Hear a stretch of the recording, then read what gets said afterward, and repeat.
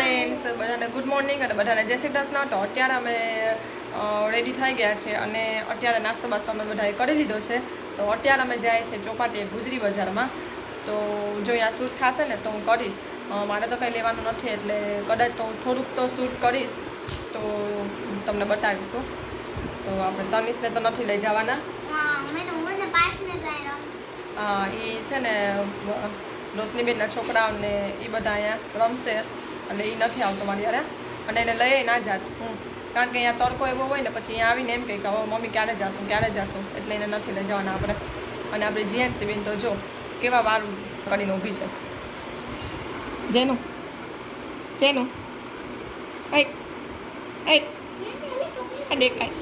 દેખાય અને નેન્સી તેના ફોનમાં મશગુલ છે.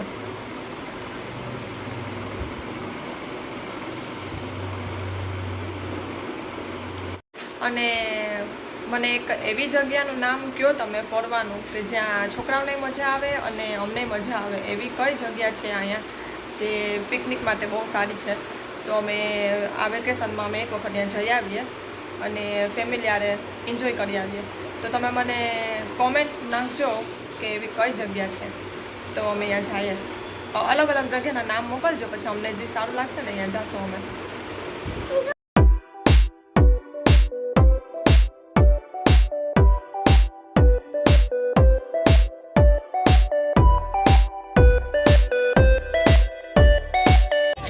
તો આવી ગયા છે અમે અંદર અહીંયા ચોપાટીમાં.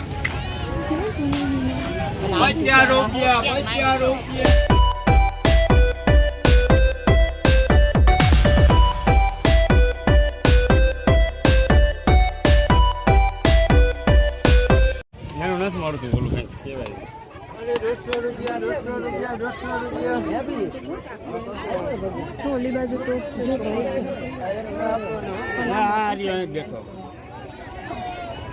જે લેવા હોય 150 રૂપિયા, 150. તો અમે આવી ગયા છે હવે અહીંયા ઠંડી ઠંડી લીંબુ સોડા પીવા.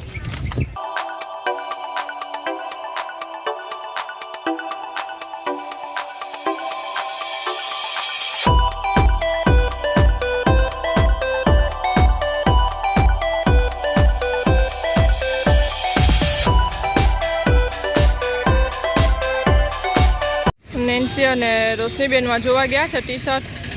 હું અહીંયા બેસી, કારણ કે હું થાકી ગઈ એટલે હું અહીંયા બેસી ગઈ. અને તરસ લાગી ગઈ, અમે પાછા આવી ગયા છે સોડા પીવા. ચાલો આપણે સોડા પીને હવે જાય છે ઘરે. તો આવી ગયા છે અમે અહીંયા ઘરે અને આરુષ અને જીએન્સ બે મારી પાસે છે. જો જીએન્સ અહીંયા છે, અહીંયા આરુષ અહીંયા ખુરશી પર બેઠો છે ને આલ માલડીકો ક્યાં પડી ગઈ તારી ચાવી? ક્યાં પડી ગઈ? ગોટી દઉં હમણાં ગોટી દઉં. તો આજે રોશનીબેન અને પૂજાબેન આવ્યા છે. સન્ડે છે એટલે વેકેશન છે એટલે આવ્યા છે. તો જો રોશનીબેન આવીને મમ્મીને હેલ્પ કરાવવા લાગી ગયા છે. એ કે તું છોકરાને સાચો, હું હેલ્પ કરવા લાગું.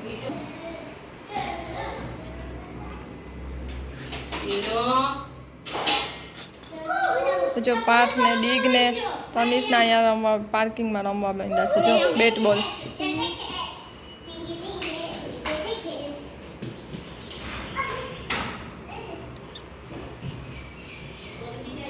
તો હું અહીંયા આવી ગઈ છું તનિષને લઈને ક્લાસે.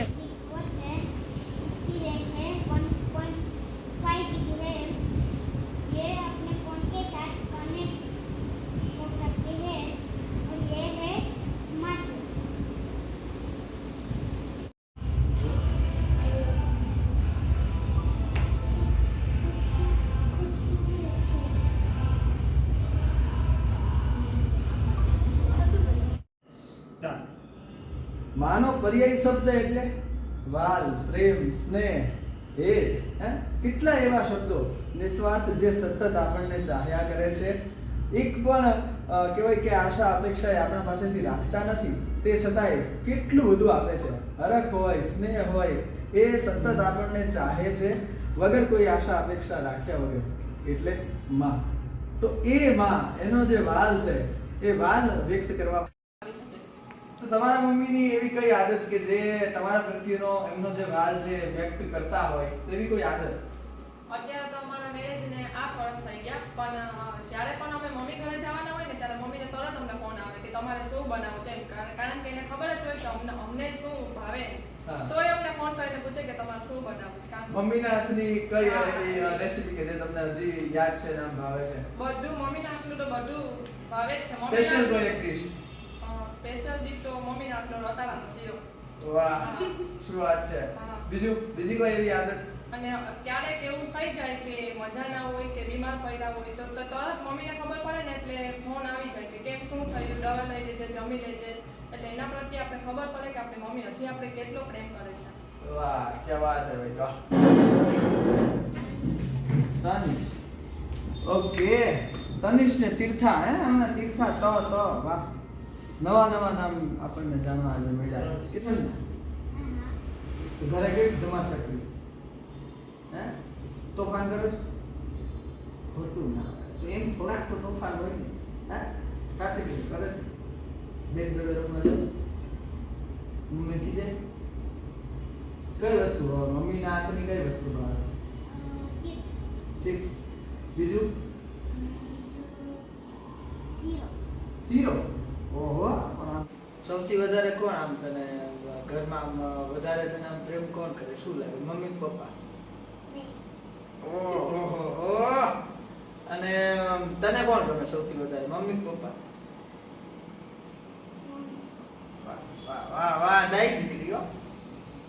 Got it. अभी देखिए हमारे साथ है आरजे मिलन। तो आपसे मिलकर हमें बहुत खुशी हुई और हमारा फर्स्ट इंटरव्यू इन्होंने लिया तो हम बहुत ही अच्छा लगा। शुक्रिया. मुझे भी बड़ा अच्छा लगा. आज के खास मातृ दिवस पे हमने बातचीत की और उसी के साथ मदर्स डे स्पेशल मैंने थोड़ा खट्टा मीठा जो मतलब कन्वर्सेशन किया है इन लोगों के साथ. मुझे भी बड़ा अच्छा लगा. देखते रहिए इनका व्लॉग, बड़ा ही अच्छा होता है. और बाकी तो मैं क्या बोलूँ, लाइक शेयर एंड सब्सक्राइब जरूर करना.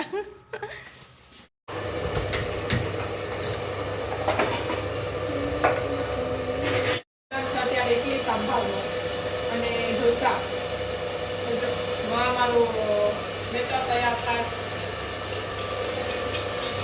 અને આજે આવી છે રિતિકા, પાછી આવી છે રોકાવા. એક દિવસ માટે જ આવી છે.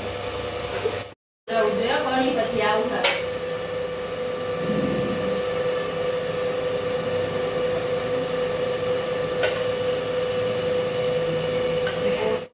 દાળ ચડાવે છે સંભાળની.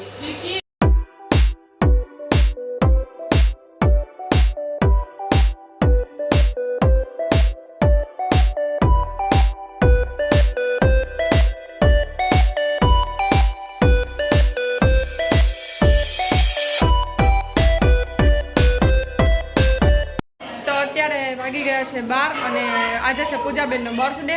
તો અમે એનો કેક કટિંગ કરીએ છીએ. તો હાલો આપણે પહેલાં એને કેક કટિંગ કરાવી લઈએ.